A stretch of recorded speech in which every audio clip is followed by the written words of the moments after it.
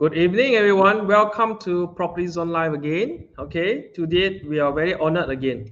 We're able to invite Dr. Alex Chong all the way from Perth to share with us his insightful thought about the latest happening. And today's topic is none other than the Ukraine and Russia conflicts. So, good to have you here again, Dr. Alex. How's things in Perth? Yeah, thanks, fine. Thanks for having me again. Our Okay. COVID cases is increasing, but I guess that's the new normal now. Yeah, look forward to Yep. the chat today. That's good to know. Okay, Dr. Alex, maybe what we do, we will maybe just go over some of the questions maybe I posted to you earlier, and I want to seek your thought on that so they can share with the live audience of what are the things we can expect, what are the things we may or may not know, but keep ourselves updated on that.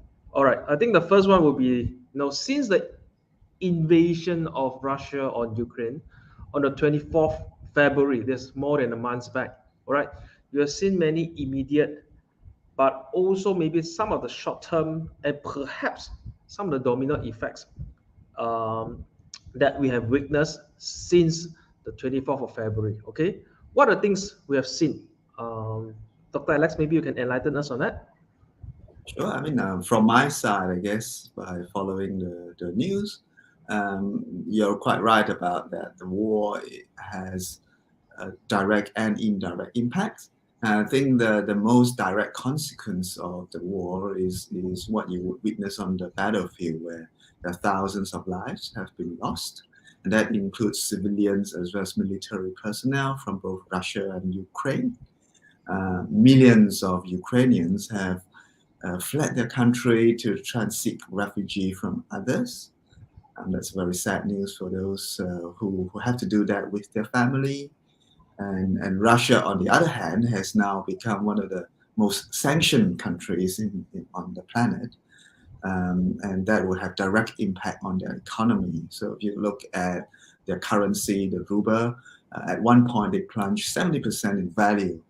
And their central bank, yes, and obviously with that sort of buying power getting lost, the central bank had to do something. And they shore up their value by increasing their interest rate from less than 10% to almost 20%. So, and you can guess if you are a borrower paying a repayment and your repayment doubles overnight, that's likely to cause some financial trouble. So that would affect, I believe, the individual as well as corporation who borrows money. So that's probably the direct impact that we're seeing. And the indirect impacts, none other than food and oil price, because the region, so Ukraine and Russia combined, is responsible for about 30% of the wheat export in the world. So that's according to the IMF data. And that would have when the supply is disrupted, the price gone up, and that Yep. would now impact countries like Greece or some of the countries that are in the Africa region. And this is in the middle of one of the worst pandemic that in human history. So that impact has now crept across the globe now. And if you look at oil price, it shot up to $120 per barrel at one point. It's now stabilizing at about $100, still very expensive, and that has direct impact to the eurozone. If you look at the numbers, Europe's inflation's gone up to 7.5% in March, and that is higher than the estimation. Back in the US, we could argue that the war has probably less impact to them compared to Europe, but they themselves are battling inflation. So any type of increase in energy price is not welcomed by the Americans. Back home in Malaysia, we have been advised by our finance minister that each time you drive through and pump 100 ringgit dollars of fuel, 80 ringgit needs to be subsidized by the government. So that's a lot of money for a government who's already running a budget deficit, which means our government is already paying more than what we earn. And that's also in the middle of the pandemic where our debt levels plus 60% of our GDP, which is kind of highest in our history. So that effect is really global. Not to mention some of the geopolitical implication. I guess it changes relationship among countries. So it reminds me of the butterfly effect there. So the war is fought by two countries, but a butterfly flapping wings on one end of the globe is now going to cause all these effects to the rest of the world. That's the Okay. implication there. Mm. Thank you for your sharing on that. And since you're touched about the countries, while the attentions of the world may be focusing on Ukraine and Russia, but we know there are actually a lot of major players per se. The superpower of superpower nations, US, Europe, and China. How do you think this war is actually impacting the relationship among these superpower nations? I think again that it is we're impacting the relationship or changing relationships among countries from many perspectives. I guess the first most direct perspective, and that I will have to bring up, Russia is also a superpower, and the relationship between Russia and countries from the West, especially Europe, I think that has a very massive change due to the war. Apart from the sanction that has been put on, which effectively decoupled Russia from the rest of the world, both in terms of politics as well as finance. They have been cut off out of some financial network. There are also some other developments that I'm witnessing. For example, some of the European countries like Germany is talking about upping their defense budget. Um, and then Europe as a whole, is talking about trying to reduce their reliance on oil and gas import from Russia. So to me, these are not just short-term decoupling. So even if the war ends tomorrow, the countries may unwind some of the sanctions against Russia, but some of these trend of decoupling from Russia does not seem to be reversible. I mean, if you look at energy, we have always talked about trying to transition to clean energy or alternate energy, and Europe is a champion of that. And that this war has actually fast tracked that kind of trend. So I doubt that that's going to come back anytime soon. So that's one change in relationship. The other, I suppose, geopolitics implication of the war probably come from Ukraine, in my view. Because what happens is that during the war, Ukraine has been incredibly resilient. They're more Yes. resilient than anyone has expected against such an invasion. And I think what it has proven to the world is that even if your invader may be stronger than you, but as long as you have international support and you have your people united, you stand a chance against these invaders. And I think there's a positive sort of reassurance for places like, say, Taiwan, who's also relying on international support for security. They rely on the US to support them militarily. They also have their own tension with China. And I think that's a reassurance. And to me, it is a positive development because it calms people down. It tells people that, "Look, you'll be okay." And that probably can reduce some level of political tension on the globe. But having said that, the war also has divided the countries into different camps based on their governing ideology. Um, if you look at what the president of the United States said in his statement, he calls this, Joe Biden actually calls this the battle between so-called democracy and autocracy. So on the one hand, you have countries from the West, including US, UK, a big part of Europe and Australia. They are a big believer of democracy, which means the country is ruled by the people. So the power is on the hands of the people. And you also have China and Russia who lean a little bit towards more autocracy, where powers can be concentrated on a few people. So that divide has now been, as was made very clear. And I would say that gap is not something new. Back in the 70s, history has told us that we always have ideological differences. We have so-called communism versus capitalism. And you can probably argue that for the last 50 years, the ideology is evolving. So if you look at US, they are actually moving away from hardcore capitalism towards more socialism. And China and Russia is also moving away from traditional communism. So their ideology is actually converging rather than diverging. But I think what this war has done is it's exacerbated that. It's actually reminded them again of their differences. And you can see that not just among countries. These differences, you can also spot it from among people within the same country. So again, if you look back home, look at some of the commentaries that we are seeing from the media, you can see a group of people with comments about that condemns mainly Russia for their breach of international law and violation of Ukraine sovereignty. But there's also another group of comments that condemns the West, saying that they have provoked Russia and led to this war in an irresponsible fashion. So I guess things with dispute is that it reminds people of differences. And we live in a world where we all have different ideas. The way we keep harmony is that we choose to look at things that unite us rather than divide us. But with a major conflict like that, it sort of reversed that course. That's some of the ideas I that I. see. I see. So if you want to bring things closer to our show, let's say look at Malaysia. Some say that Malaysia is directly or indirectly benefit from the rising oil prices. What's your thought on that? That's a very good question, I think, and I think the answer really depends on which perspective you're looking at. So if you look at economy as a whole, we know that Malaysia definitely relies on oil export to some extent.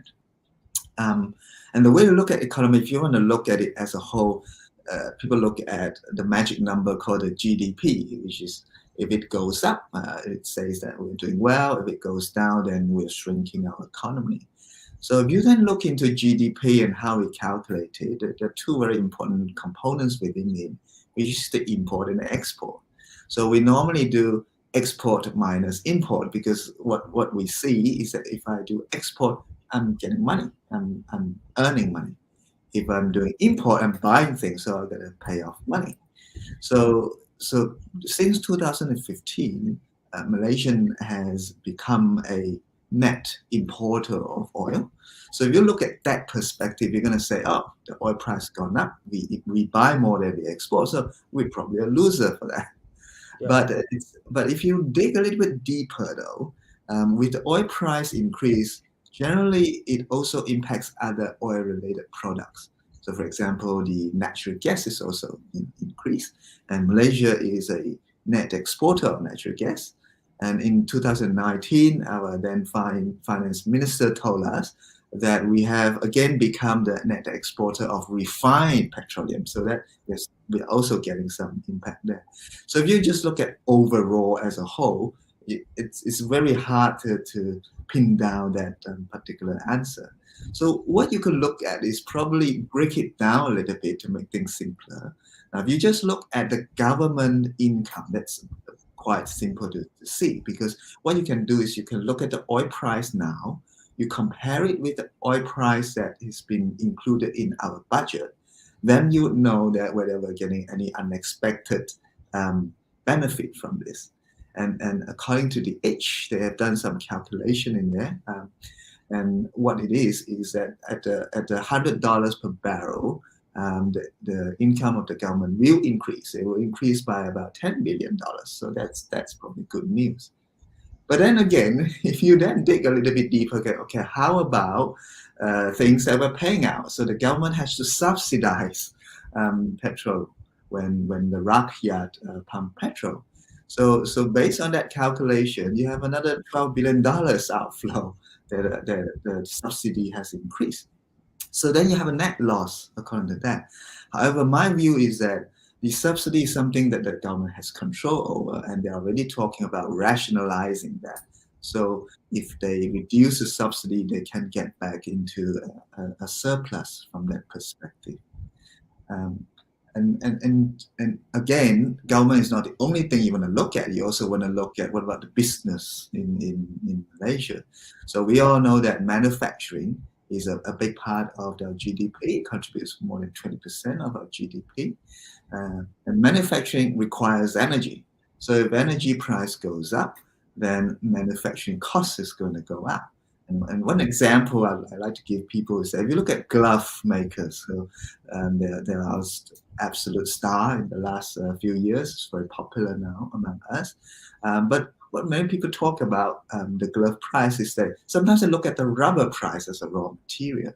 But in actual fact, most of the gloves that we export to the hospitals for the pandemic use, they're nitrile gloves. So nitrile gloves are made of petrochemical material. They're not really rubber. So the real cost driving factor is actually energy price. So when energy goes up, the price goes up. So whether the business gets impacted and how much they get impacted depends on whether they can pass on the cost to their customers. Which brings me to the last point, which is there's one group of people that's likely to lose out in the short term, which is people like you and me who consume things. We are the consumer. So on the one hand, we may get some cost passed down from goods that are manufactured due to high energy price. On the other hand, depending on what the government's going to do with the subsidy, we may get reduced subsidy, in which case we're going to pay for higher costs.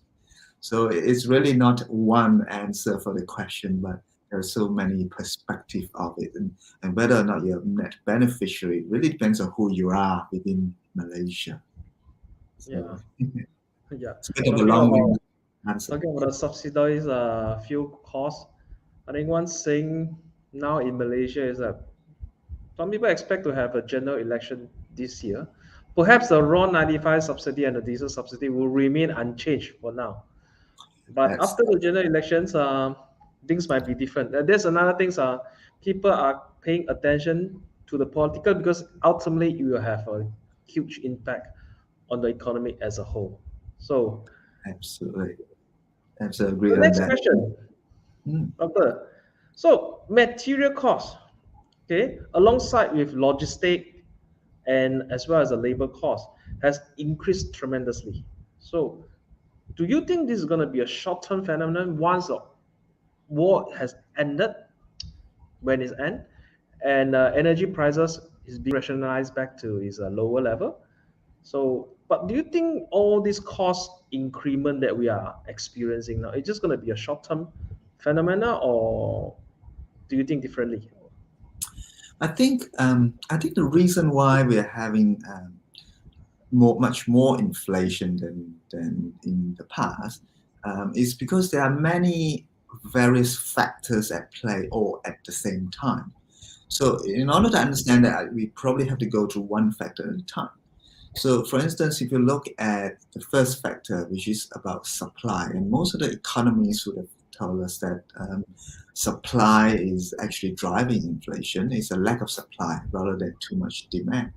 So the supply side of things, we have supply disruption during all this COVID lockdown, and that should reverse itself over time because if you look at other countries, we are opening up the borders. So Australia is opening up borders, Malaysia as well. We're doing the same thing, and so we're moving out of the pandemic one step at a time.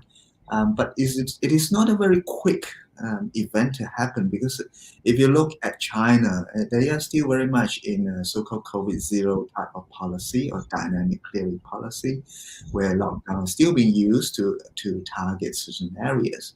So being a powerhouse of manufacturing, if China has not fully opened, we don't expect these prices to go back to normal from a supply perspective. But nonetheless, I think the supply side factor will be fading, and that's going to help with our inflation. I mean, the second thing is obviously the demand.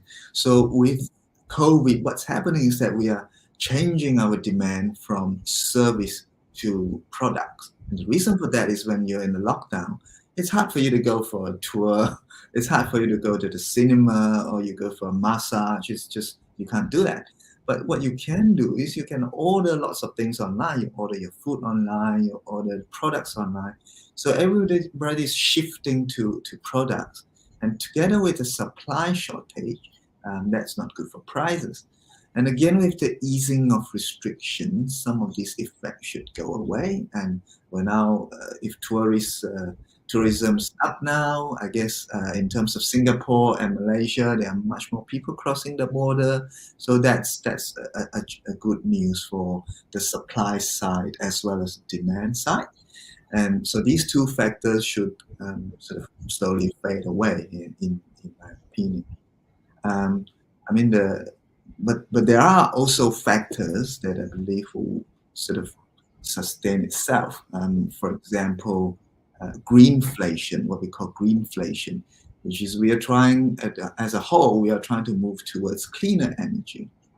Um, but to do that, we need to investigate how to do it. We need to research. We need to fund all this new technology. And if you look at electric vehicle, they are much more expensive than a traditional engine combustion type vehicle, for very good reason, because we haven't got the economies of scale yet. So that trend, while we are heading towards a better future, we are also heading towards a little bit of a higher inflation. And the other thing about inflation is that they are also driven by expectation.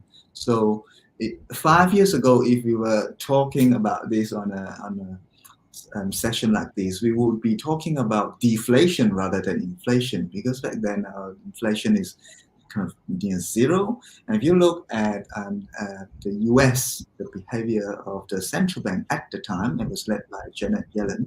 They are also trying to raise rate, but what they're saying is that they're not trying to crush inflation. They're just trying to preempt inflation. They're taking a preemptive move. But right now, the Federal Reserve is actually working hard to back down inflation. So everybody knows that inflation is there. And if you know that it's there, you need more money, you want more wages. And then in order to give you more money, the companies need to sell things at a higher price to make more profit. And then once you've bought those things, you run out of money, you need more pay rise. So that cycle is going to kick in, and the inflation expectation is going to keep driving. And overall, my belief is that economy always goes in cycle. So inflation has been trending down for many years, since the 70s, all the way through to about close to zero. And now it's probably time for it to pick up. For people who have lived through their life in the 70s, this is probably nothing. They have seen 20% inflation. But for the rest of us, we probably have something to get used to as being kind of a new norm. Okay. Sounds like a challenging new norm life you are going to go through with this higher than expected inflation is going to last for a while. So, last but not least, the question to talk about Federal Reserve, the central bank of US. So there has been a talk since the inflation did not just happen after the war. I think it was a last topic we had, even back in October last year. So the Federal Reserve has been expecting to increase 7 to 8 times in year 2022. Would the war derail or impact the pace and the frequency of the interest hike from Federal Reserve? What's your view on that? That's another interesting question.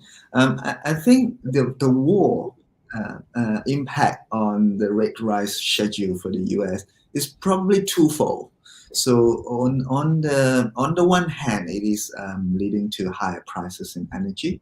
So that raises inflation, and inflation makes things hard for the Federal Reserve to not raise rates. So it's pressurizing them to do that. But on the other hand, it creates fear. So it disrupts the financial market. Investors do not like uncertainty. Now, by right, the central bank's mandate is nothing to do with stock market.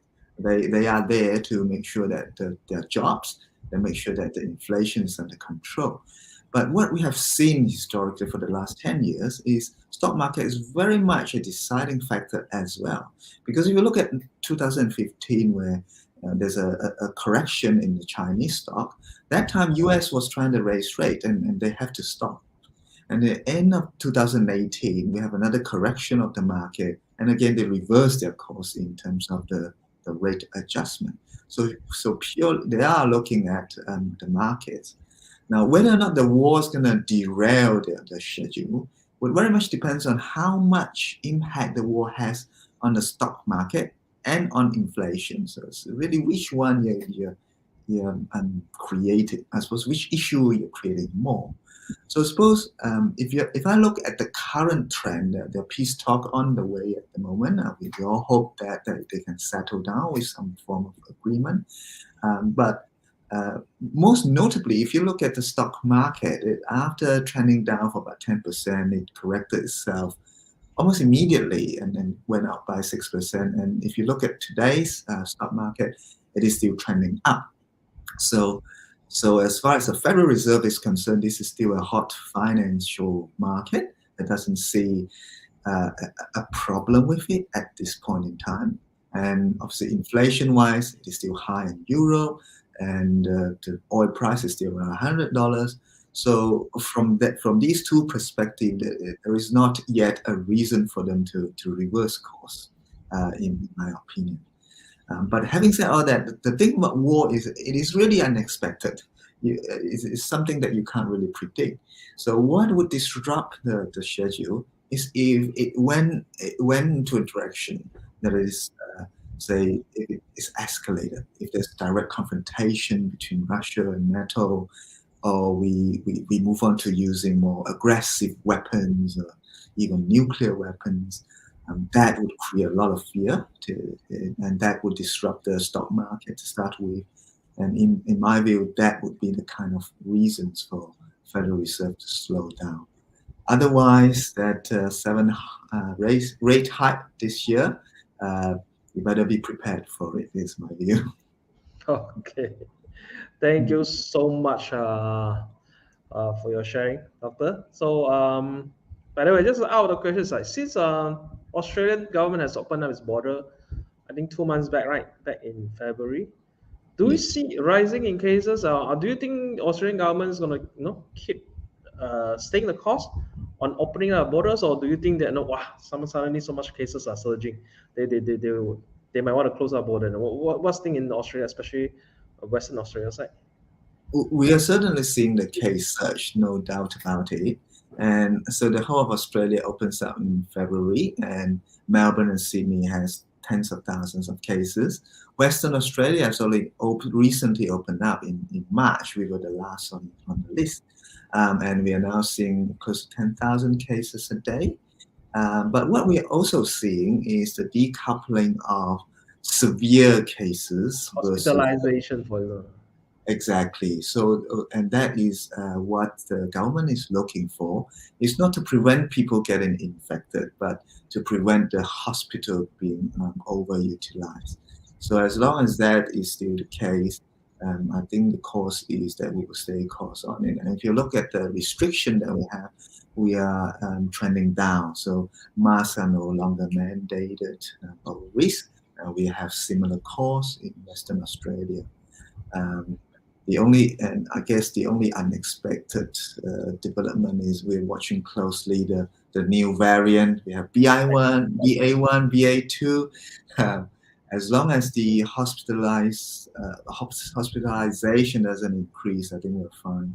But that's probably what we're watching very closely at the moment. Okay.